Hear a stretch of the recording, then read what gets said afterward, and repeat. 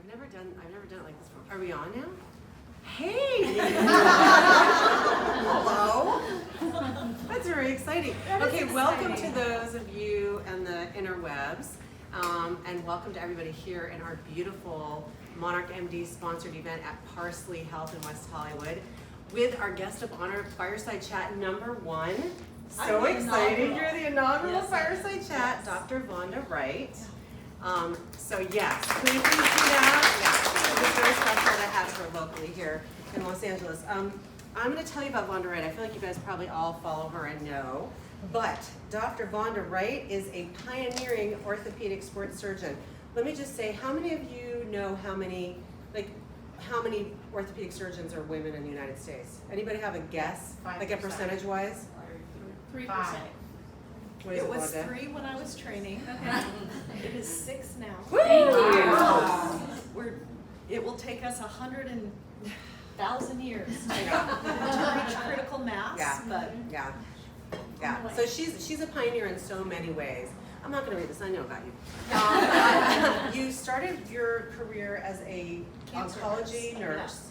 Yeah. So she's got a really, really amazing, well-rounded perspective on wholeness, on healing, and on care of women from soup to nuts, and has devoted her life most recently to longevity, and because of longevity work is interested in menopause. And I mean, it's kind of surprising to have like a key thought leader in the field of menopause be an orthopedic surgeon, but it is such an honor and a privilege. She's done a million things. She's done a lot of research. This is an academic physician who also has a ton of clinical experience. So for those of you who have much experience with the health field, it's unusual to have both.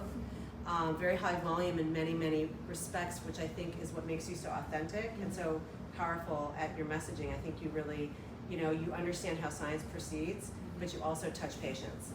And you understand the humanity of all of that. Yeah. So without further ado, let's just start this conversation. And actually, I want to ask you, what did make you get interested in menopause? Like, how did that happen? So, I wasn't kidding. I did have a geriatric pregnancy. I mean, you guys have to rename that. It's so mean. Look at me. Could you people please rename It's that? bad. It's because, yeah, so, I did all the I was a nurse first. I went back to medical school very, very old. I was a geriatric medical student. And so I got out, and at the time, it sounds like I'm 97 years old. I'm not. I'm pretty old when it comes to this. But in my generation, female doctors did not have their babies in training or in fellowship. We didn't. In fact, most of us who tried had miscarriages because there were no work hour restrictions. So I finally got out. I had a child going through the huge building stages of my career.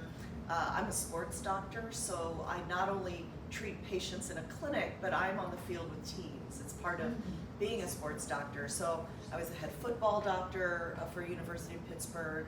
Then I moved to the Olympic sports, and I was rolling along in this career with a national reputation until 47. At 47, I didn't know it.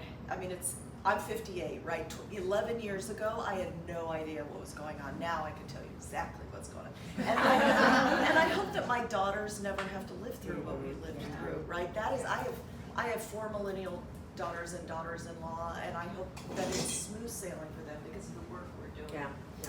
But so I get there, 47, and I'm doing all the things, right? I'm sticking my thermometer leg out the bed, and because I'm just so friggin' hot. My husband's, who's usually hot, is now cold. I was waking up in the middle of the night with palpitations, and I didn't know that was because estrogen was walking out the door. So I called my cardiology friend, and I'm like, you have got to figure. So I did the stress test, and thank God my heart wasn't bad. He didn't know why. He's the best in all of the University of Pittsburgh. He didn't know why. Wait, hold on. I want to put a pin in that. Because we tell these stories, and I'm sorry, but we tell these stories so often. Just so you guys know, Pitt, where she was, is like one of the most prestigious academic institutions, speaking. Yes. This is not just some place. Right. It's on top of the hill. Meaning Yeah. in stature, Yes, right? So yes. he wasn't just a bad doctor. He was best in his business and didn't know the effects of estrogen on heart. And I was in the operating room and I lost my nouns, meaning I could say to my scrub tech, I need the thing that does this, but I couldn't tell him it was an ATSIN. And I started looking up early signs of Alzheimer's because I didn't know. I was panicking because my brain is the best part of me. And so, you know, funny, I started having periods that were like a river. And instead of being angry about that, because I was an athlete my whole life, and I was one of those girls who skipped their period for 6 to 9 months. So thank God my bones made it through that. Even through my adulthood, it's a wonder I had a geriatric pregnancy because it was always weird. I started having periods that were a river every 28 days. And I thought, oh my God, I'm finally a woman. I really did. You didn't have a I bat mitzvah. I mean, that is how little I knew. Wow. But I am a clinician, right? In my 25-ish year career, I added it up, and I'm not the highest volume surgeon, but I've probably taken care of 100,000 people. And I think that that's what distinguishes us from people who just read other people's research or are not doctors at all, right? Is that you cannot know the human condition until you've sat across the table and looked into the eyes of someone who's telling you stories maybe like mine, except this is the stories women were telling me. When I really started listening after this experience of mine, without prompting, women would say to me, and I know you're gonna shake your head in recognition, I don't know what's happening to me, but I am falling apart. And they would start listening, all the musculoskeletal things that were happening. That they, right? That's it. This one and this one and this one. I am falling apart. And you know what? I think I'm going crazy because my other doctor said nothing was wrong with me. And I did not want to come today because I have a high pain tolerance. We wear that like a badge of honor every day. That is said to me, and I want to know why we know that. Why we know that women have high pain tolerances and are capable of great suffering. I think that's not okay with me. So because I'm a whole person orthopod, and yes, I like putting metal in bones, it's what I'm trained to do, I like technology, but I'm a whole person doctor. So if you come into my office, we're gonna sit down, and when I started hearing those things time after time and again, and I was living it myself, I started digging deep, and I started really learning. I read Estrogen Matters. It's on a desk back there. It's the book. If you're a data person and you need to know the world's literature on the relative benefits and risks of hormone therapy, that's the book to read, right? It changed my life. I read that. I dove in. I became a scholar of this. And then I realized that there was nobody else in orthopedics interested. Maybe because, I'm sorry, but 94% of everybody was not born with the privilege of ovaries in my field. They will never understand. And if you have ever had to go to one of my amazing, brilliant peers, maybe what happened is you walked in and you started talking about the 8 things that was going on, and they glazed over. Because I think, bless their hearts, all they hear is their own lives. When we walk into the room and start saying all these things, and they're overwhelmed. And my orthopedic friends are fixers, and they can't fix all that, and they don't even understand what you're saying to them. So, the reason I am in this menopause space is because I sit at this beautiful and unique and weird Venn diagram of orthopedics and performance. I take care of high-level athletes. It's been my career. All of my original research has been in musculoskeletal aging, proving that we are not destined to go from vibrancy of youth to frailty of old age, because it's inevitable. It's not. I think there's a lot we can do to stem that flow. and then the third Venn diagram bubble of the whole health of a woman, and in that little triangle in the middle, I am the only one. And now I'm not the only one. Dr. Jocelyn Wittstein at Duke has picked up the torch, and but she is in a very pure orthopedic academic practice. She cannot do what I do. So now there's two. But it's wild, right? Yeah. And you know, I've offered many times to educate big orthopedic groups on the musculoskeletal syndrome of menopause, and I have said to them, because of my very large social media following, I've said, if you learn this, I will tell the women that you know this, and they will come. I can't get them interested.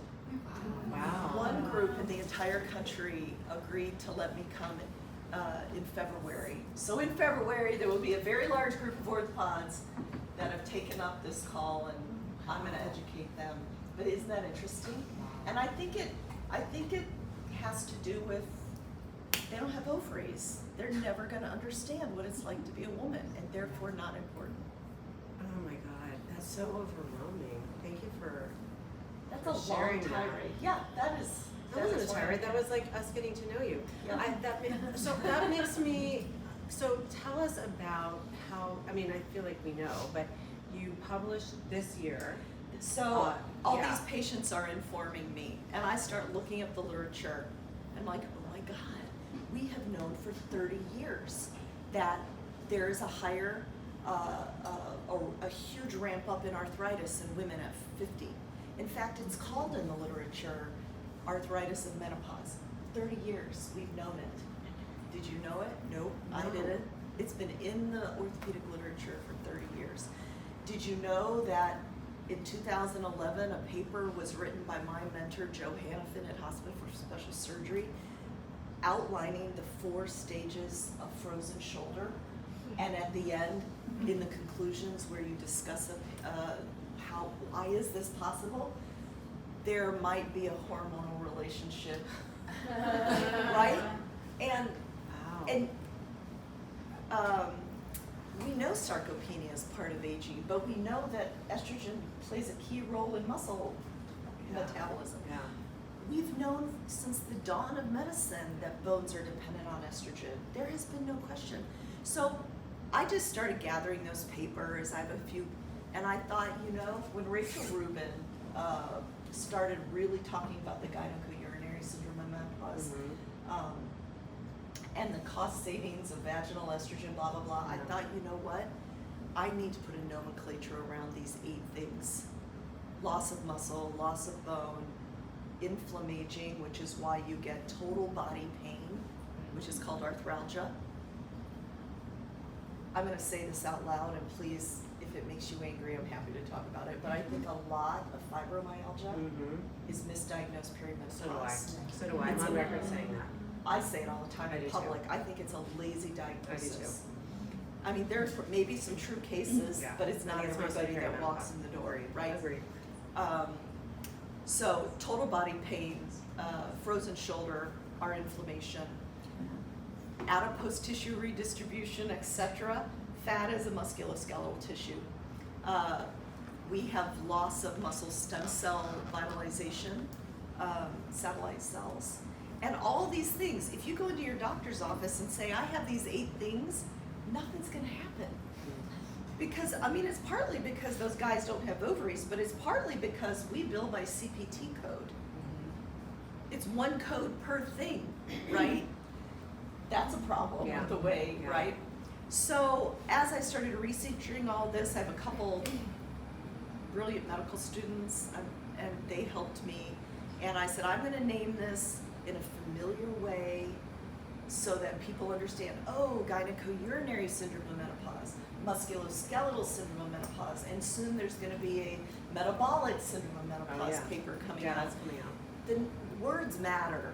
So we wrote this paper, we submitted it to the the Journal of the International Menopause Society, because I wanted a global exposure for it.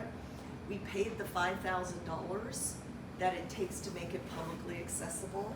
because most research is behind a paywall. It's probably why people don't read research, is you Right. can't get a hold of Right. paper. So we paid for it. This paper has been downloaded at last time 338,000 times because we've encouraged women to download it and read it.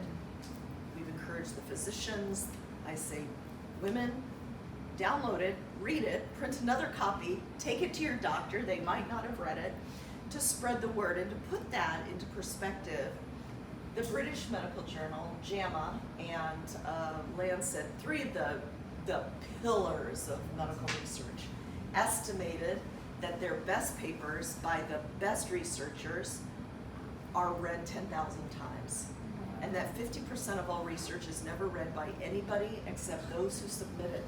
So the fact that this paper has been downloaded and read more than 300,000 times doesn't mean that we wrote God's gift to papers. It means that the need is so great.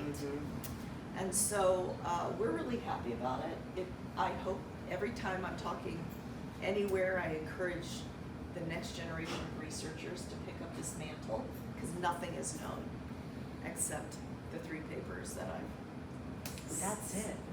3 papers that I talked about here and about 50 that are Right, that included you in the used to, paper. yeah, yeah. Yeah. So you mentioned a couple of things.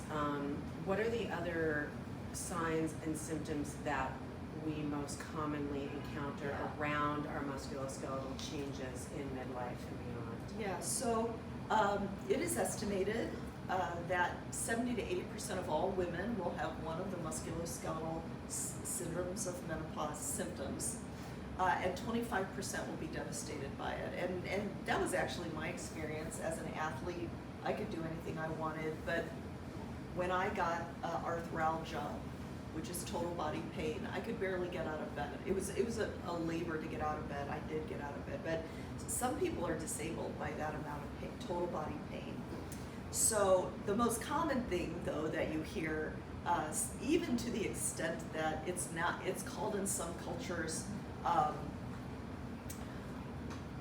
50-year-old woman's shoulder. Oh, yeah, yeah. It's frozen shoulder, Yeah. right? You didn't do anything. You did not hit your shoulder on the closet in the middle of the night when you got up at 3:37. You did not, your dog did not, but no reason, all of a sudden your shoulder is excruciating. Right. And then, because you're brave, and because you have high pain tolerance, you stay at home and don't seek care, and within 1 week, it is stuck like this. And you cannot raise it, and you definitely can't hook your bra, right? There's no, the first motion to go, this is called internal rotation, this is the first to go, and so you can't do anything back here. So it out of nowhere you have pain, then you lose motion. It is due to it's due to inflammation. Other people who get frozen shoulder are diabetic people, anybody with really high inflammation. So the answer to the question, can men get frozen shoulder? Yes, usually diabetic men whose A1Cs are out of control.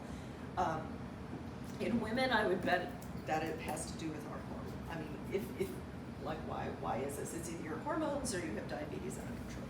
So it hurts, it gets frozen, it will eventually thaw, but only after the inside skin of the shoulder physically contracts due to the infiltration of fibroblast, which is the scar tissue cell. Your body has to replace those cells, and it defrosts over 2 years. So the minute it happens to you, if you have random shoulder pain and you're having trouble reaching behind, you get to a musculoskeletal doctor, you get in physical therapy because you cannot stretch yourself enough to get this back. And if you need a shot, get one to decrease the pain enough because it's painful. Do we know if hormone therapy, what the impact of hormone therapy is on that? Dr. Jocelyn Wittstein from Duke, that was the paper the abstract that she wrote, and it was written up in National Geographic. She cannot get it published in a medical journal. She's tried all, I know, people are not that interested in women. So she's tried the Orthopedic Journal, she's tried the Menopause journals, Menopause wouldn't. publish it. She's about to send it overseas. Interesting.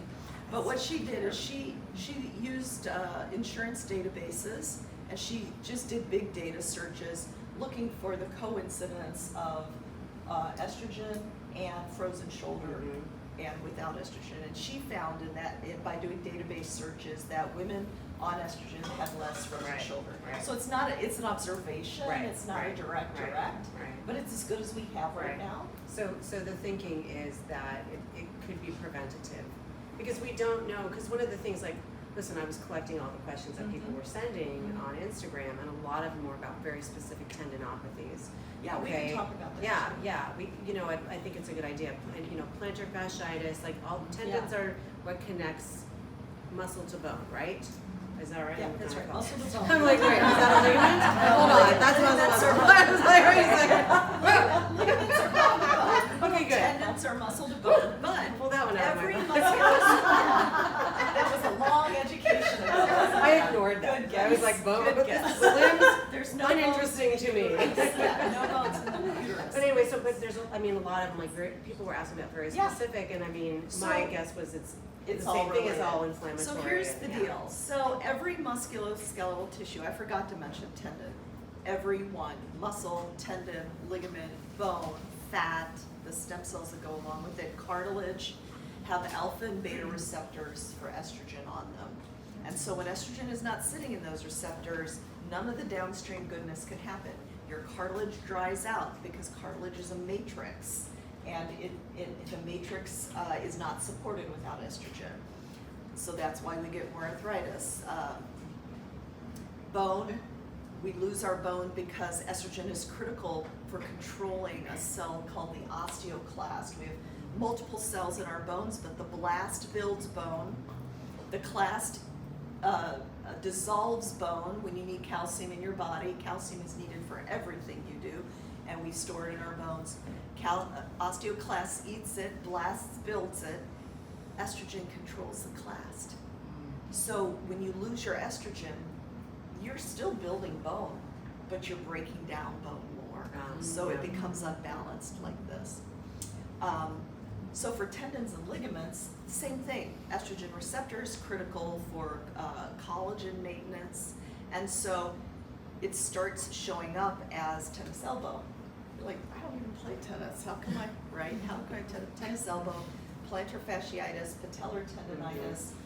Part of it is non-support from your hormones. Part of it, frankly, ladies, is we take care of every other frigging person in the universe except ourselves, and our musculoskeletal system requires maintenance. So tendinopathies, rotator cuff, are often because the tendons cannot keep up with the activity we're trying, because we're not strengthening our muscles, we're not capable of finding the time or won't find the time to maintain. Right, and then we're limited, so then we're not doing. Yeah, we're and doing then we less. hurt, so we can't, so it becomes this thing. But part of my care for frozen shoulder and all these things is the hormone optimization talk. Okay. Let's hear it, because now I want to get into solutions now. Yeah, listen. Have your hormone talk with this one. Right? But what I say, you're certified by Menopause Society. I give the hormone talk all the time. So, but this is how I started out. I started out by saying that I believe that all women are sentient beings, and we have an agency to choose. You get to choose. But we are not allowed to choose out of fear. We must choose based on science. And then I suggest you read Estrogen Matters, right? So part of my care of the musculoskeletal system for women is suggesting that they consider hormone replacement therapy, because we got to fill those little receptors back up with all the goodness, right? Or else you can feel better. It's just we're kind of behind the eight ball. So yeah. So what are the solutions to tendinopathies? Well, that's number one. Number two, to all the musculoskeletal. Number one, make your hormone decision. Number two, pivot your mindset. Or maybe number one, pivot your mindset. I get it. 25 was great. 25 for me wasn't that great. I was still in school. I always have to sit up and do this. If we are going to pivot to look forward and invest in ourselves to know that we are not just going downhill and we're waiting on the end of life to happen, we have to pivot our mindset. And we can say 25 was great. It was great, right, in some ways. But this country worships our youth, right? 25 was great, but come on. You probably were just done with, you had your first job. Maybe you were still living with your parents. You definitely didn't have the money that you have now. I mean, can we stop worshiping that and pivot to, okay, I have the wisdom of my experience. I've lived through some really hard things. Even if you've had the best life, you've lived through some hard things, right? You know that you can solve big problems. Confidence comes from the memory of having solved some problems, right? So we're sitting in this place, and for most of us, we don't give a fuck anymore. Yeah. Sorry, the FCC. You turned it. You turned this way. She said it to me. Instagram. I don't. Didn't say it to you. My audiences. We can be so authentic, right? That is the most beautiful part of being as old as I am. I'm audaciously authentic, right? And you're all shaking your heads. So we get to pivot, because that's the only way you're going to work hard enough to make the rest of your life as good as it can be, right? So you're going to pivot your mindset. You're going to make your hormone optimization decision, and I purposely don't say estrogen decision, because I think it's estrogen, progesterone, testosterone. Maybe your thyroid needs to be checked. It's all the things that work in harmony. Then to build an unbreakable lifestyle, even if you've never set foot in a place that have weights in your life, you must do that. Yeah. Even if you are a certified Pilates and yoga instructor, because that's what you've always done, you keep doing that, but then you also build in 2 to 3 days a week of picking up some iron plates. And it can be really weird to go into a bro place. I get it, I hate that too. But now's the time, it's about to be Mother's Day. Maybe we don't, I'm gonna suggest this week on social media, maybe we forego the dinner. I don't need any more candles. The flowers die, I can buy my own flowers, but maybe we invest in a trainer to teach us. Yeah. Now, that is a good time to invest in an expert, There's right? 2 people here. I keep looking at you. Invest in an expert, because form is everything. You will hurt yourself under a bar. But lifting heavy is the way that we're going to stimulate enough muscle. You will never get big and bulky unless you want to. But you know what you will do? You will recompose your body. And you'll trade muscle for adipose tissue. And you know what muscle is? Muscle is nature's Spanx.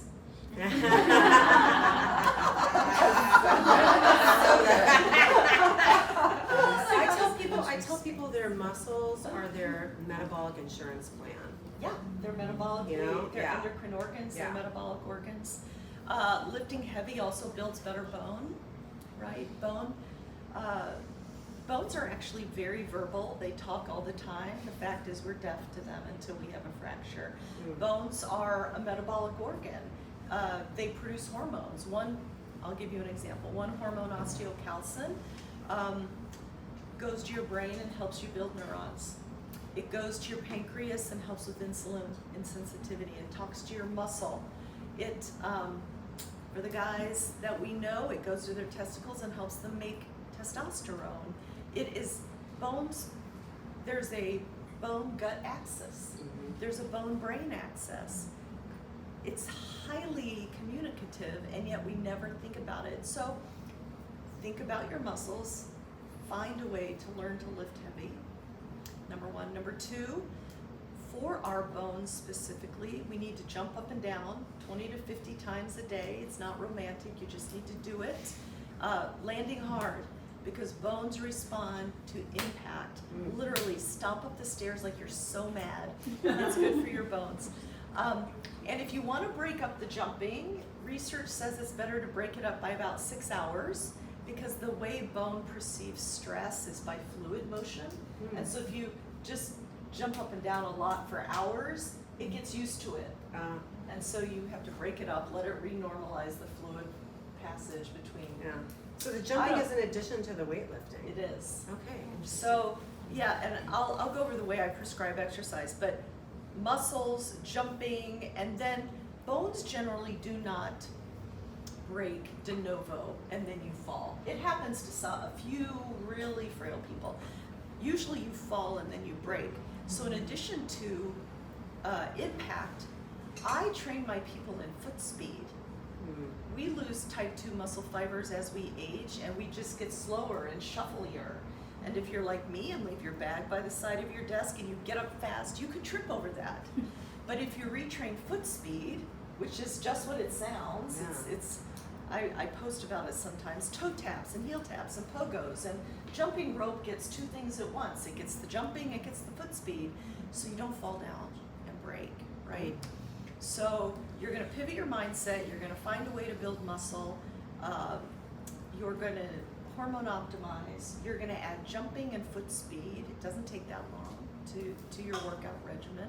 Those are all ways to treat and prevent musculoskeletal syndrome and menopause that don't involve medications such as steroids. I'm not a big steroid injector. I don't really like that in my people. I use a lot of platelet-rich plasma, which is your own platelets and the growth factors that you make to decrease inflammation. I use it in all kinds of tendons. Use it for arthritis. Really great for that. And then, you can anti-inflame with ibuprofen or meloxicam. I hate to get really medical with this. And then, of course, there's always at the end of the line when we've exhausted all other things and your joints are just done, joint replacement. And I only bring it up in this setting is because I think there's a general opinion that if you have to get to a joint replacement, your life is over, right? You might as well sit down. The fact of the matter is we've gotten so good at it over the last 40 years that I view it as a second chance. Because you can ski, you can play, you can do anything. We don't make you stop doing anything these days because the technology is so good. So I recommend that for people who need it, younger and younger, because I would rather you have out barreling around on a bionic joint than sitting around for 20 years until you're old enough to get one, during which time you've gained 50 pounds, you have diabetes, and so that's the full spectrum from a musculoskeletal standpoint. Yeah. Wow, that's amazing. It's a lot Thank of you. words. No, it was great. I could listen to you for hours. How are we on time? We're at about 4:30. Oh, okay, great. So I want to ask you about what mineral supplements do you really think should be part of not just the treatment but the prevention aspect? Because I think now that people are starting to talk more openly about menopause and midlife, I'm finding, and I've had this conversation with a number of you, that a lot of the patients or people who are coming to me as patients now are much younger, and they at 35 are investing in themselves and their health, which I also so love because our generation. I had an actual experience with a patient where one day I had a 36-year-old who said, I joined the practice because I want to invest in my health and the future of my health. And like 2 hours later, I had a 62-year-old come in to see if she wanted to join, and she said, it feels like, she started to say in, and I thought, oh, she didn't say investment? No, she said indulgence. She said, and I said, wow, I really hear that deeply. And I told her about the 36-year-old, and she was like, oh, interesting, maybe we are, and I think generationally that's very, very common. So I love seeing that shift, and I want to invite people in any age group to really consider, like, what are we doing and how much do we value ourselves? Like you were talking about that pain threshold thing, like it's a badge of honor. I mean, okay, but maybe we could move into how do we not get ourselves or allow ourselves to get so far that we have to understand our pain threshold. So having said that, what kinds of supplements do you really think are evidence-based, are worthwhile us knowing about? I'm going to start with nutrition. Go for it. Do anything you want. Nutrition and supplements. But I do want to validate, not that you need me to validate you, what you just observed in your patients, because a while back, I did some market research with a group of millennials because how long ago is this? Maybe 10 years ago. So the oldest millennials are like 43 now, so they were in their 30s at this time. And I needed to understand what they wanted from their healthcare because I also, like you, recognize that they're a very different generation. They're not like my baby boomers. Right. So what they told me is just what you observed, that they want to be responsible for their own care. They're going to do a lot of their own research. They don't really trust doctors, but when they do trust doctors, they want to be cared for in a gorgeous, meticulous environment. They told me that. They did. Yeah. And they told me interesting things like sex is not just utility, it is pleasure. Right? Yes. It's pleasure. Right. We're going to go down that road with it. Yeah. That sexual health is policy and politics. I mean, how did they know? It actually is. Yeah. But after they were telling me all of this and how they wanted to receive their health care, I said, who's going to pay for that? Right? Who's paying for the nice office? And they said on average they are willing to spend 25% of their disposable income on health. Wow. Wow. So that shows a commitment Wow. to living your best life. That's Right? amazing. Right. So that's the real difference between baby boomers Yeah. and the millennials that they Yeah. raised. Isn't that Yeah. interesting? Yeah. So nutrition. So I don't want to go to supplements until we talk about nutrition. Yeah. And I mean, everybody in this room is dialed into this, and it's not an issue for. But out in the general public, I had another lady in my office talking to me about this, who's just so frail, but still so worried that she was going to gain weight. And so when I start questioning about eating patterns and how much protein, what do you eat in a day, how much protein, there's still a lot of people in this country who think they have to be this big, who eat less than 1,000 calories a day, who may or may not get more than 40 to 60 grams of protein, if that. They eat one meal at lunch and it's a salad drenched in salad dressing. It's like, I call it salad soup. Dressing, right? Shake it up in the container. So I think the place to start is, can we eat enough whole food that we don't need supplements at all? Yeah. Probably not. Yeah. But so whole food to me is as fresh as you can get it, but even frozen vegetables are fresher than canned vegetables, right? Dietitians tell me that they retain all the good stuff and they're less expensive, right? Even a bag of white northern beans has tons of fiber, tons of protein, so it doesn't have to be exorbitant, right? So are we getting enough protein? I say for ease, and so I don't have to do math, 1 gram per ideal pound, so that we can build the muscle that we're hauling around. Now, I was just challenged by the New York Times. That's so much protein. It's not. I already feel like this is my full-time job. No, but I'll tell you how to do it in a low volume way.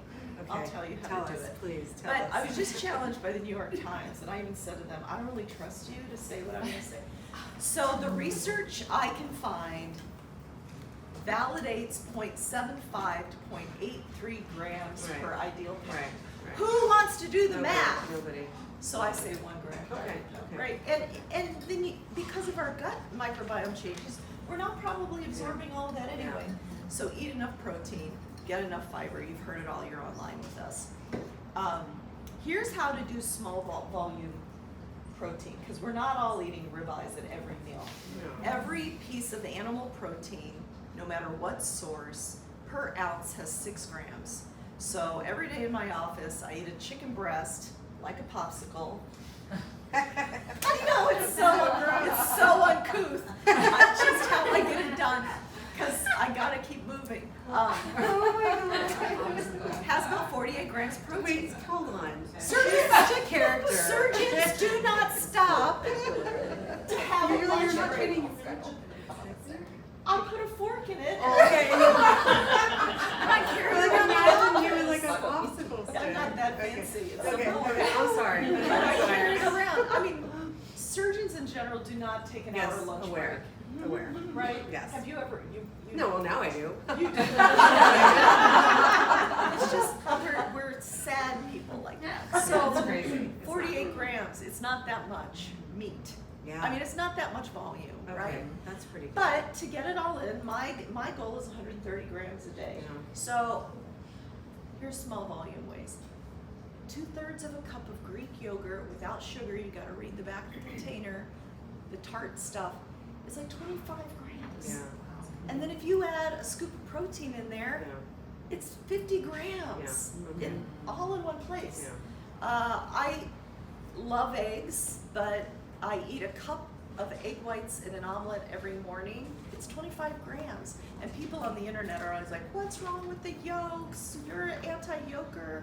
I'm not an anti-yolker.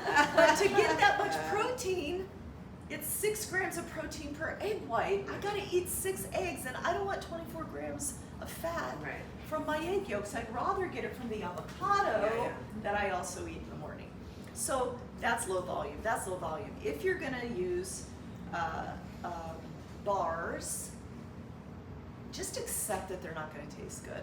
Listen, Yeah. all of our meals do not have to be gourmet.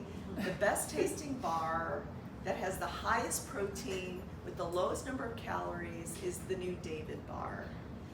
It comes in 6 flavors. It's 150 calories, 28 grams of Yeah. protein. It's tiny, Yeah. but it's a lot of protein. Yeah, yeah. So that's another 30 grams. You can find protein sticks that are organic. They're not made out of animal trash. And I eat a couple of those a day. They're 16 grams each. So they're really low volume. It doesn't have to take all day. Yeah, okay. So that's how I do it. But that protein powder in yogurt is key. That's like 50 grams right there. And there is no upper limit that you can eat in a meal. You should eat 30 in a meal to Mhm. stimulate muscle protein synthesis. But there's no upper limit. You could eat 100 grams. It's not going to hurt you. So nutrition first. Fiber. Then what you can't get, most of us, are vitamin D deficient. You can safely take 3,000 to 4,000 international units a day to raise that up. You could take that with K2 to increase absorption, vitamin D critical for calcium absorption. I don't recommend calcium supplements. I'd like you to get your calcium in food. A little harder if you don't want to eat dairy. But Green leafies have a lot green of- leafy, yeah. sardines, I don't like Yeah. sardines, but we need 1,200 to 1,800 milligrams a day. It's not that hard to get Mhm. it from your whole Do you have a foods. target vitamin D level that you like to see for preventive is there What's data on this? optimized? Yeah, Yeah. to prevent osteoporosis, for instance. I don't think we Yeah. know that data. Yeah, I didn't we think so. don't. Okay. We don't. It would be helpful if we did. So vitamin D with K2, calcium from your food, magnesium 500 milligrams a day. I take mine at night. The kinds that I recommend, there's like 17 kinds. L-threonate and glycinate, because it also is calming to the brain. Not citrate, unless you wanna want be able to- diarrhea, Yeah. because that's what we use in the hospital. Yeah, that's when you To do your unconstipate colonoscopy prep people. with, guys. Yes. So have that at night. Those are all gorgeous for bones. The micronutrients for bones are things like selenium and boron and zinc and C, vitamin C. But you can get those in a really high quality multivitamin if you're worried about your diet. When I approach longevity, when people come to me in my longevity practice, I have an orthopedic practice, longevity practice, everybody wants to jump ahead to the weird stuff like rapamycin and Ficertin and NMN. Are you guys hearing about that? Yes. Please, okay. But what we're not doing is optimizing our health first. So the stepwise way I do it is we're gonna take your health from fine. How you doing? Fine. Yeah. I feel fine. Yeah. We're gonna take it to optimized, and once we're optimized, then in my practice we can employ the same things we do to pro athletes, with whom we manage everything from the minute of the rising to the performance things, the recovery things. And then when you get that down, okay, then we'll try the weird longevity stuff that has only been tested in rats. Right. Like Thank you for peptides. saying that. Yeah. I don't care if you take peptides, you're adults, you're sentient beings. There is very little human data. Mhm. So if you are willing to take that risk, then do it. I mean, all my patients want me to give them BPC 157 to heal. I was literally gonna ask you You because were. somebody who coaches me, who's not here, asked me, because he's a dude, he's great, and he asked me, pulled me aside during my Can I workout have it? last week, he's like, Suzanne, what do you think about this pep talk? Yeah. I was like, I don't know. Well, I'm not against it, I yeah. just don't know. It is big in the It's very big in longevity space. it's big in longevity. It's big in the bodybuilding Yeah, yeah, space. yeah, It's for big sure. in the war hero space, the army people. And it's okay for adults. I don't. I said take it if you want to take it. Great for inflammation, apparently healing in animals. Have you seen it at all in some of the injuries that we were talking about? Have I you don't seen it give help? I don't Yeah, give it. yeah. I let people take it. I'm like, well, Yeah, you take it right. if you want, but I don't Yeah. prescribe it. But I will not give it to children. Mm. Many parents want me to give it to their children, and I'm like, it's rat data, people. Wow. So, not this doctor. Yeah, yeah. I mean, GLP-1's a peptide. I don't, there's lots of good ones, but most people come to me so unoptimized, I rarely make it to that. Mhm. I personally, because I've looked at my senescent cell load. This is a longevity thing, right? There are four destinations of cells in your body. There's stem cells who retain their ability to become anything. There's mature cells who do their jobs like muscle, bone, GI. And then there are cells that have done their job and are programmed to die. Death in your body is a genetic switch. You just don't fade off. You turn on the genes to die. It's called apoptosis. There's a population of cells in the middle that are so damaged from the job they did, from the oxidative stress, that they can't die. They're called senescent cells. They circulate in your body. As we age, we accumulate the load. They secrete all kinds of cytokines that can lead to disease. There are human studies showing that fisetin and quercetin can decrease senescent cell load. And so I personally take that, and if anybody gets to the longevity side of me, I put them on it. The other thing that I do prescribe, that I do suggest, is NMN, because I measure intracellular NAD, which is NAD is a coenzyme in more than 400 of your metabolic functions. It's critical for mitochondrial health. I supplement and have my people supplement with NMN. It's the precursor of NAD+, because your body must make it. You cannot deliver to your body whole NAD and have it get into your cells where you need it. So we supplement NMN. Your body makes it into NAD+. And again, I measure it. There are assays that can measure that, so Right. you know what you're doing. Right. When I first measured my intracellular NAD+, and the company that I use is called Ginfinity. It's run by a scientist I know. It's like Infinity with a J, because I know you'd probably ask me. I measured, and at the time I was exhausted at 3 p.m. I would go, at 3 p.m. I was just done. My intracellular NAD was 18. A young, healthy person has an intracellular NAD of 40 to 60. Wow.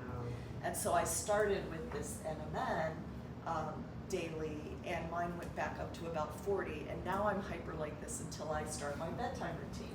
And then I slow down. So I just have the energy I need, and I can physically feel that. Those are the common things. Yeah. I mean, you can do all kinds of things Right. once your health is optimized. Yeah. I wouldn't skip ahead. It's so good though, but that's so practical, and these are doable things. Yeah. And I think people do get very overwhelmed. Like I was joking about the protein thing, but like not joking, because there's a lot of stuff coming at us. Like do this. But I think, you made a really good framing remark about like pivoting our mindset about stuff, and I think we tend to be on autopilot for a multitude of reasons. One of the things that I've been sort of thinking about philosophically around midlife is that it's like this experience of you cannot dissociate anymore, because you said something, you're like that this was like the most important part to you. I mean, I get it, right? I mean, we're physicians, like that's literally our stock and trade, and I think almost everybody in the room could, relate to it for whatever your life is about. But we spend a lot of time dissociating, and when we get into the menopausal transition, we really can't, because our body starts screaming at us, whether it's the frozen shoulder or the hot flashes, the dryness, or whatever it is. And I think we need to look at that as like a beautiful message. Our body is saying, please stop pretending that you are not part of me. And it's an invitation to do this, to optimize, to because it is not over. It is not over. It's far from over. And these are opportunities to make changes. It's easy to be overwhelmed. I think that's why support and education are so important. Yeah. And the content you create is just so good because it's so practical, but also so, I mean, it's you. Like, it's who you are. Like, you're just like, it's like very straightforward. It's very authentic. It's very relatable. And I think it just is so helpful for all of us to be able to have that experience of getting like really juicy nuggets, but in a package that is also quite delicious. Oh my goodness. So we appreciate that. We appreciate that. Anything else you think you want to say? Because I want to open it up to questions, and if Maddie, I'm going to make you look at those, see if there's any questions. Thank you. I recognize. Everybody say thank you to Maddie. Maddie, are you 25? I'm 23. So listen. Maddie knows a lot about menopause. She shoots my content. I am so excited for you. I saw you when I'm making the comments with the 25-year-olds. Because you are never going to suffer. Yeah. You are going to know it all. You're going to be prepared. We're going to figure this out for you. And then, you know, when you reach here and you have no F's left, you're going to be like, yeah, that's doctor. But the other thing, I just want to comment on the overwhelmingness. Yeah. It is a lot. And you hear new things all day. But so when I am working with people, I layer on behaviors. So we prioritize based on where they are. Maybe nutrition is the thing we need to get right first, right? Maybe sleep is the thing. You can't do anything I've talked about unless we get our sleep at least reasonable, right? And we layer on one thing at a time. It's hard to start 6 things at a time. So if you have half an hour to work out, you lift weights. Don't try any of the zone 2, don't do anything else, just learn how to lift. If you're gonna do one thing in nutrition, you're gonna amp up your protein. If you're gonna do one thing in this other area, and then once these seem like a lifestyle and not a new behavior, then you add on, and that's what I did when I learned what was going on with me. I made all these layered on changes, and when it was just so easy, because it's how I live, then I added on trying to get in a hot sauna 4 times a week for 40 minutes to increase it just was too much. I couldn't spend that time. But you know what I mean? So I just want to encourage you that it's a layering on. Nobody expects perfection tomorrow, but over the course of the year, you could make a lot of optimization go on. Yeah. So. Yeah. Thank you for that. Yeah. That's great advice. I want to open it up to those of you here. And it looks like you have a question. I'm Or sorry. you're just scratching your. No, showing us you don't have a really frozen wanna ask shoulder. a question.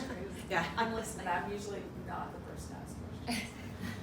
But I did a whole heart workup. Yeah. And I'm the same age as you. Heart workup, and everything was fine except my cholesterol was high. Yes, Yes. it is. And my functional person said it's because you've gone through menopause and your body is changed, and usually that's what happens. But he wants me to go on statins, the cardiologist, and he's like, and I'm like, I don't want to go on statins. But what do you feel about cholesterol? And and he's like, you can do diet, but it's not going to change it enough to. And he's like, this is not for tomorrow. This is for the next 15 years for heart health. And I am doing HRT. You already are. Yeah. And supplements. And you're lifting lifting right. heavy. And I've been lifting since I was 12. So Are you lifting heavy? I probably could ask my trainer to lift heavier. How many so, reps are you doing? 12 to 15. So lifting heavy is defined as 4 reps to failure, 4 to 6 reps to failure. So the way Yeah, you're so- lifting now is for hypertrophy, which is fine. If you're trying to build big muscles, that's fine, and endurance. But to stimulate muscle protein synthesis without the true anabolic level of steroids that we get from estrogen, we have to shift to lifting heavy. And you've been lifting forever, so your Is transition it like to heavy. 4 reps? Yeah, so the data says Wow. 4 to 6. Yeah. And so I posted on it this morning, not that I'm sending it on my Instagram, but the way you measure 4 reps, and this is the perfect time to employ your trainer or an expert to make sure your form is perfect. It's usually not on machines. It's usually free weights or bars. We're lifting with bars and big plates. I choose 4 because it's easy to remember. 4 reps, 4 sets. So what heavy means is that when you're on your 3rd set and you're lifting, the 4th rep should be very hard. And you might be able to squeeze out 1 more rep with good form, but you are not going 6 reps because it's that heavy. And then you rest your full 2 to 3 minutes, and then you do your final set because we are trying to lift to failure. Because that's what's going to stimulate muscle protein synthesis. You are going to exchange muscle for adipose tissue, which will help you metabolically. Yeah. And you may see with that kind of metabolic exchange, reconstituting your body, you may see your cholesterol go down. If it doesn't, then you can make your statin decision. But if you try this for 6 months and really key into the recomposition of our body, getting our body fat around, I don't know, but less than 30, right? 24, 26, not by dieting, but by exchanging adipose for muscle, you may see a real flip in your lipid profile because you're already on hormones. If you weren't, I'd say, can we please treat this with some estrogen because Right. you're likely to see.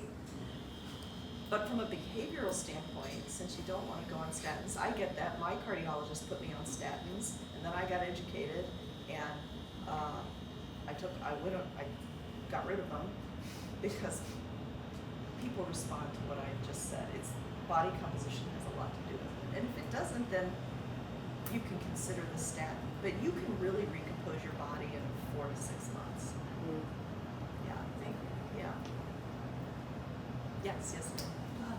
So I always ask questions, so I got 2 questions. Good. Real quick, with the lifting heavy, would you say building up to that? Oh, yes. ma'am.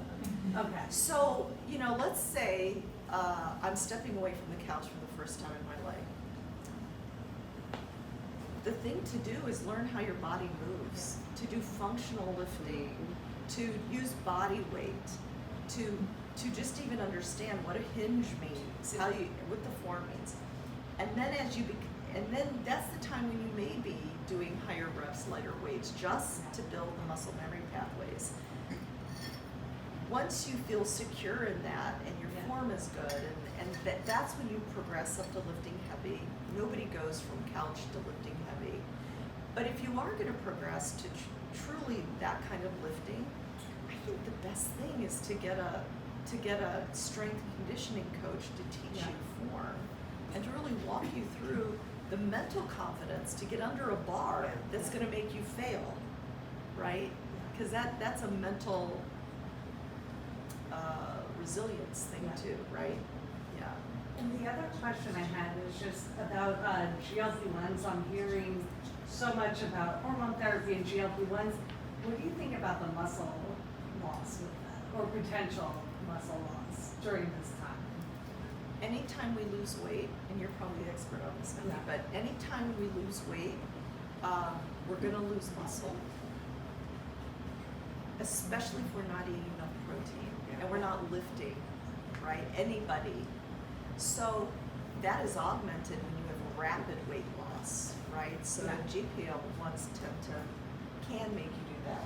Yeah, I mean, I think it's why context with those medications is everything, because I'm not mad at them at all, but I think what I don't like, and nobody here will be surprised, is like people just writing the script and there's no context, because everything that Dr. Wright just talked about has got to be built into anybody who's on any of these medications, because otherwise you're going to lose muscle, and that's exactly the opposite of what we need.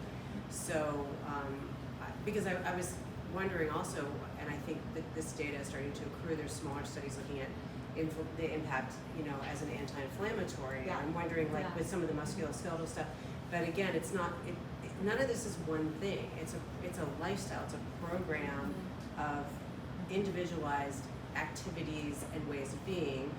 We can generalize, I mean, everything that Dr. Wright is talking about is stuff that all of us should be doing in some way, but then we have to look at, okay, what's your specific thing? So I am actually going to start prescribing probably the end of the month of June because I just got trained. But one of the reasons that I want to do that is because I really don't want my patients going out and just getting rando script, and then now they really are not improving their health at all. Thank you for asking that. It's a great question. So I have an 11-year-old daughter, Yeah. and I've read about building bone density and like, just like, excuse me, sorry about that. I feel like she and I are shifting through our hormones at the same time. Yes, you are. It's a very exciting household, guys.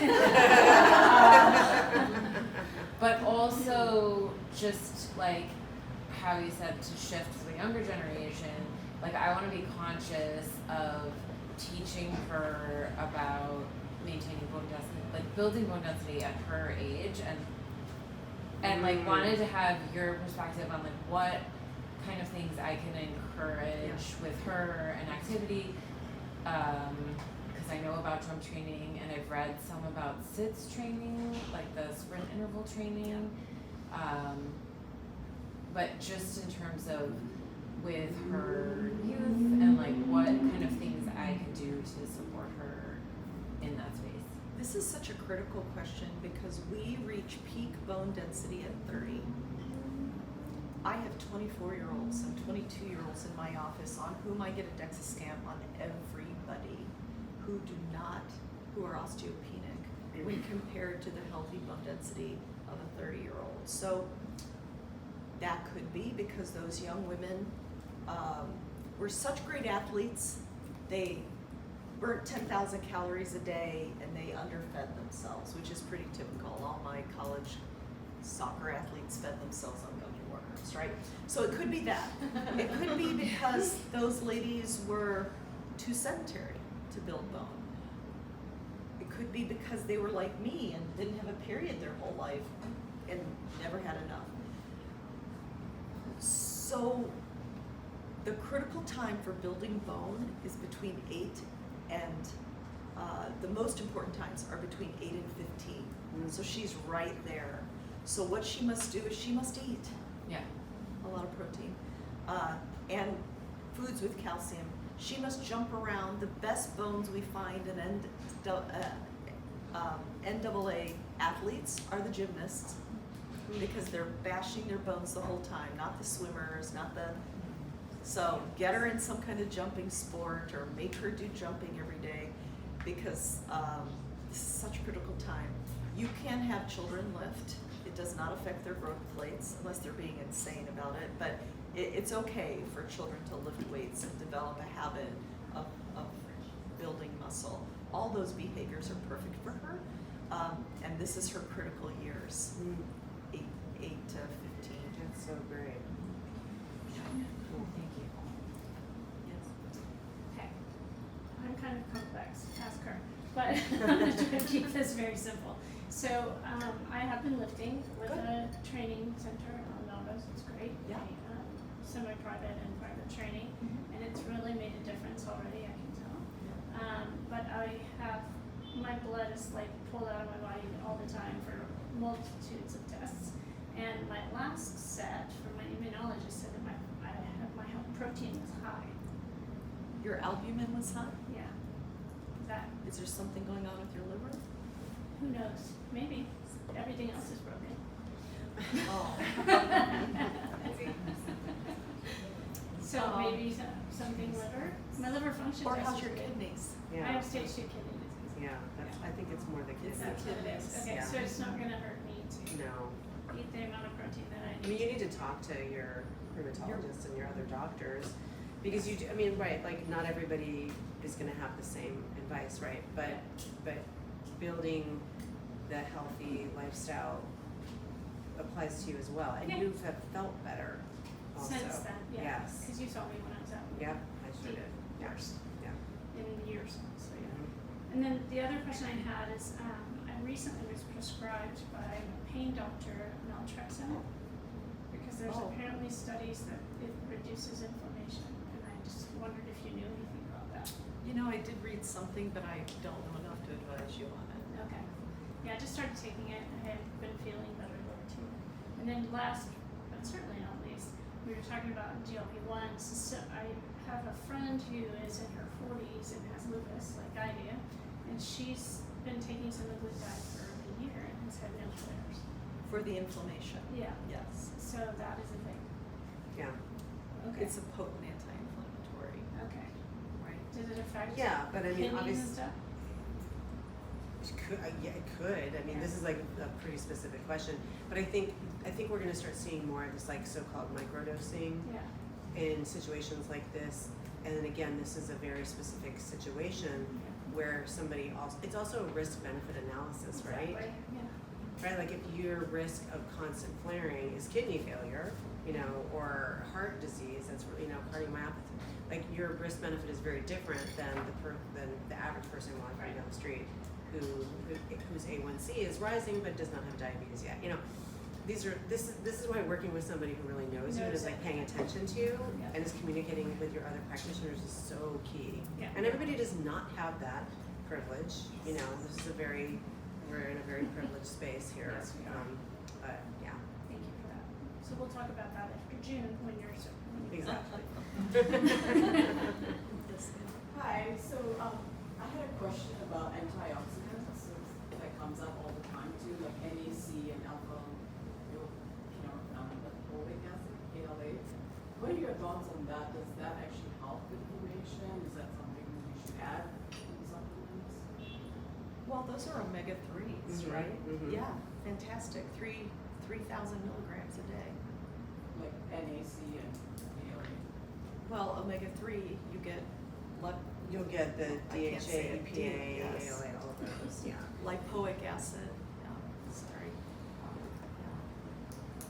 So I think what you're asking is, do you take them all individually, or can you? I mean, I Yeah, would just 'cause I've supplement done with NAC, omega-3. I guess in between perimenopause, who knows, I'm still Yeah. figuring out. But I noticed that when I took NAC, that my periods got regular, like everything started, and then I stopped just to, and then things went back. So I don't know if there's like correlation with taking NAC or alcohol. I don't think anybody's going to be able to tell you that because perimenopause, the hallmark of perimenopause is unpredictability. And I see this all the time. I mean, really, like people come in, even starting on hormone therapy when you're in perimenopause, which, I mean, those of you guys know I do that. And sometimes people feel way, way better. And sometimes it's because their period just kind of went back on track again, which is probably just something that your body did. So it's really, I think it's you gotta be very careful.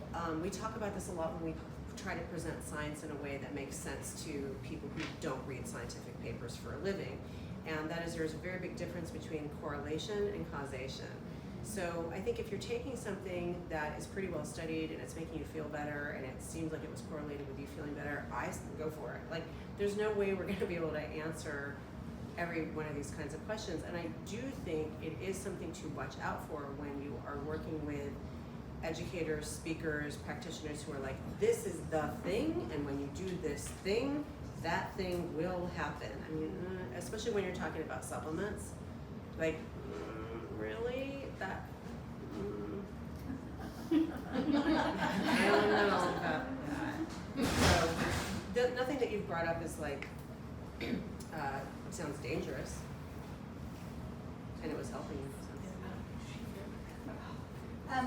I was curious, because basically I am on hormones, but I've never had my hormone levels tested. It just was based on like how I was feeling. But do you recommend a certain dosage of HRTs for arthritis or osteoporosis or PINA or whatever?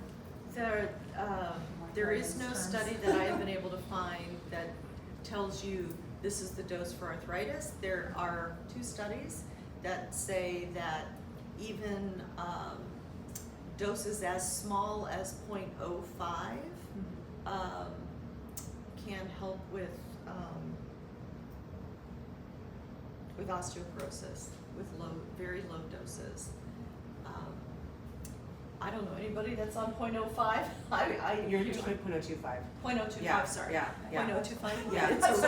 It's a really low dose. Yeah, I mean, there is no reason to be tracking your hormone levels unless there's a reason.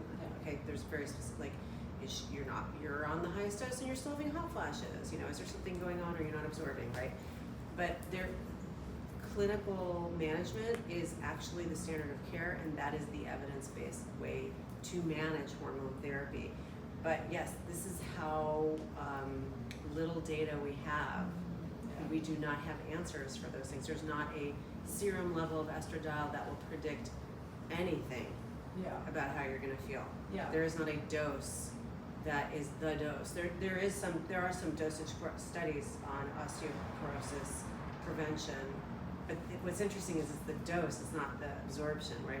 I don't think there's serum levels. We don't know, in other words, what your blood test would say. So Very low dose. yeah. So I'll just start jumping. Yes.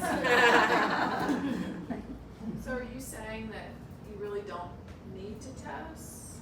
Yes, I am saying that. Except testosterone. Yeah, testosterone's different. You should test your testosterone if you're having treatment. Yeah. So it's basically if you feel good and everything's Yeah. balanced, then Yeah. just stay on, keep doing what you're doing? Yeah. Yeah. Yeah. There's no optimal dose for No, long that is term. made up. That's made blah, up. blah, blah. It's made up. Okay, that's interesting. Yeah. So you don't. When it comes to lifting heavy, how many times a week do you do it for? And once you're done with that, what about the rest of the days? Do you look at low cardio, sprinting? Thank you. Let's round that out. I think the minimum lifting we should aim for is twice a week. I think it's better if you do it 3, 4, 5 days a week. But listen, it doesn't have to take us 2 hours. If we're just doing one big lift, for instance, the power lifts I do, and what you'll see are powerlifting lifts. Did we already talk about this? Yes. So you can get your heavy squats done and some accessories and probably some plyos in 30 minutes to 45 minutes, right? So it doesn't have to be all the time. Even if you do it 3 or 4 or 5 times a week, number one. To round that out, we still need cardio. We don't need, there are 2 ends of cardio, right? We're probably all of the age, we grew up, even Orange Theory is changing their tune, right? Mm-hmm. Orange Theory, which I did during COVID, is smack dab in the middle of high intensity interval training. It's not low enough to really help mitochondrial function, heart rate. It's not high enough to really affect your VO2 max like sprinting does, your longevity, but it is high enough and repetitive enough to have you end up in my office every Monday. So what we recommend, unless you are training for a race, unless you are an athlete racing for something and need the specificity, that we do 3 hours a week broken up in 45-minute sessions or a walk a day of low heart rate exercise. I call it base training. So when I do it, it takes me about 7 minutes to warm up, and then I break a teeny tiny sweat, but I could still talk like this with a little breathlessness. So, or you could have it measured with a lactate threshold test. Some gyms have metabolic labs. To get at it, it could be 181 minus your age. Yeah, that's the base. Twice a week on any apparatus. I don't care what machine or what road you use. You jack your heart rate up as high as it can go for 30 seconds. You do anything for 30 seconds. And then you completely recover. And you do it 4 times. That, my friends, with the heavy lifting is what recomposes your body. It's the sprints and the lifts. That's how you're gonna recompose. When you've got that all down and like it's your lifestyle, then you could, on 1 day a week, just one, because it's torture, you can do VO2 max training, which is going 4 minutes The Norwegian protocol is 4 minutes, as hard as you can go, so it's not as high as the 30-second sprint, but it's much higher than 4 minutes as fast as you can go and recover for only 4 minutes, and you do that 4 times. That will build our VO2 max, which is the ultimate measure of fitness and longevity. But it's a lot to do at once, right? So after you've got the base down, add the sprinting. After you've got that down, in a year, add the VO2 max on once a week. So that rounds out so the acronym I use for prescribing exercise is FACE, flexibility and mobility. We need to keep supple muscles, joints through full range of motion, so mobility matters. That's when Pilates and yoga is fantastic. Aerobic in the way we just described. FAC is carry a load, because you can carry anything. You can carry my 30-pound grandson over my head, right? But heavy lifting. And E equals equilibrium and foot speed. We have to retrain our balance so we don't fall down. Those are the 4 components of what we should be thinking about. Yeah. That's awesome. How are we doing?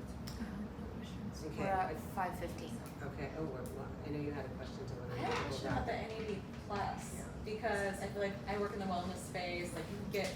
And you can get IVs, Yes. and I just test it. Okay, but what you said is like the crash at 3 p.m. and I was like, wait a second, all my shit's optimized. I've been doing this like, I'm like quarterly testing everything. Like when you said that, I was like, oh wait, like that's, so like what am I not testing that I should be testing? That and then, yeah. So Yeah, can you talk more about that? Ginfinity is Okay. a company that has an assay that you can Okay, order, okay, and then it can either be done with finger stick, or it's better if you can have a couple tubes of blood drawn and send it in. It will measure your intracellular NAD plus, which is what you care oh, about. so you're actually measuring NAD plus.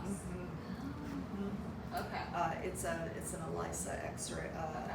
assay, and intracellular is what you need to know, not the circulating. okay, And so do a test. You Okay. know, test it, see where you are, take whatever form you want, and retest in 3 to 6 months, and see if Okay. it goes up. But you were Okay. saying the NMN is what you really have to supplement, not the NMN NAD. supplement. You can Okay. also supplement with NR. NR they're all B vitamins.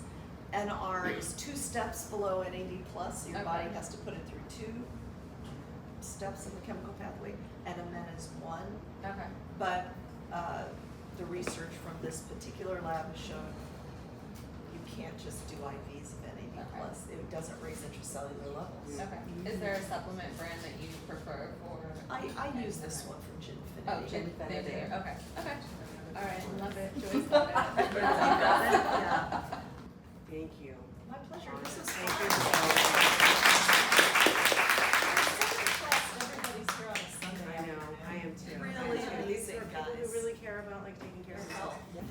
Thank you for coming. And honestly, we're gonna keep doing this. We're gonna keep this momentum going. So if there's specific, topics, people that you guys want to have me bring in, I'm happy to do so. And that's it. Have a wonderful rest of your day. Thank you.